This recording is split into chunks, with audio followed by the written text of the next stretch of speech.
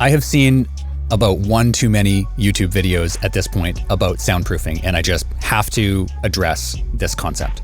If someone uses the term soundproofing, guaranteed they're not an acoustician, they're not a studio designer, they're not a studio builder.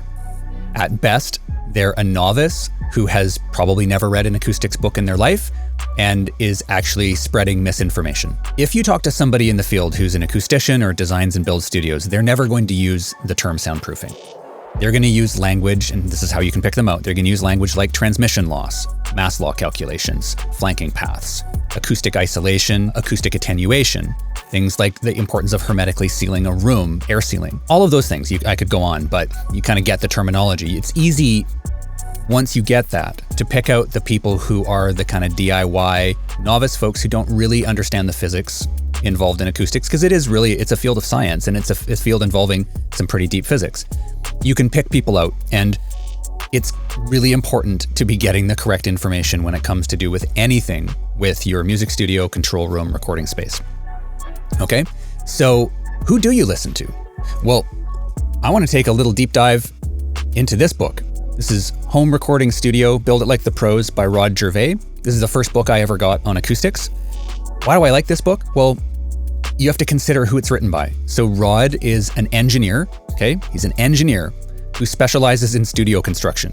He's got decades of experience. So not only is he an acoustician, but he understands the very specific set of techniques that are required to build music studio control rooms and recording spaces. And those are very different techniques and a whole different set of knowledge than your average residential or industrial builder has in their tool set, understanding the acoustics behind things. So I really like what Rod has to offer there. And he says that soundproofing is a complete and total myth. So you might want to grab yourself a coffee or a glass of whiskey. Let's sit down and have a little acoustics story time with Uncle Rod.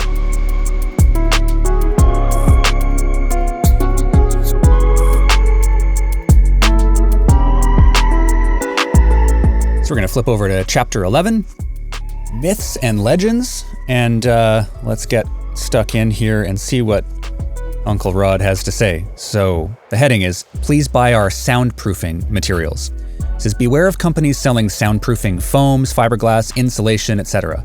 There are a fairly large number of companies out there that advertise what are actually good sound attenuation products as soundproofing, because they don't have a clue what their product really is or how to market it properly. I had a chuckle at that one. I have serious concerns about whether they produced a product worthy of purchasing. Let the buyer beware. Okay, now we get into the myth of soundproofing. Notes on the general concept of soundproofing itself, as well as companies that tell you they can soundproof your rooms, homes, etc. Soundproofing doesn't exist. Possibly the quietest recording facility in the world has to be Galaxy Studios located in Belgium. The design is wild and crazy when you consider that it can achieve 100.7 dB in isolation that is consistent through the entire facility.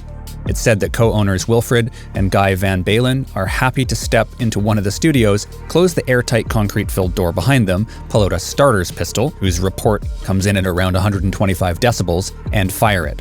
And if you hadn't seen someone pull the trigger, you'd never know it happened.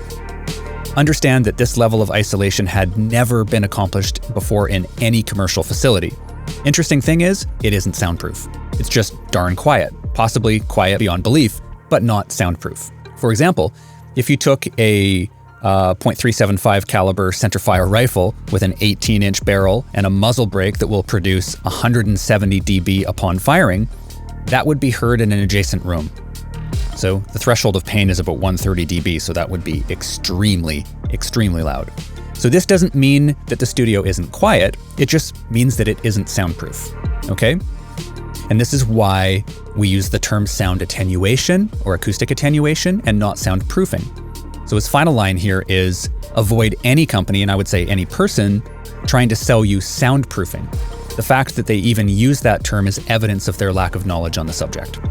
And I'll have to say, I fully agree with Rod on this subject. I can't tell you the number of times on the internet or on YouTube I have seen people use the term soundproofing. Usually they are not people involved in the music industry. They're people who are talking about how to DIY build sheds and houses, and they're talking about trying to fill it with Rockwool, safe and sound, and then they're wondering why it isn't soundproof.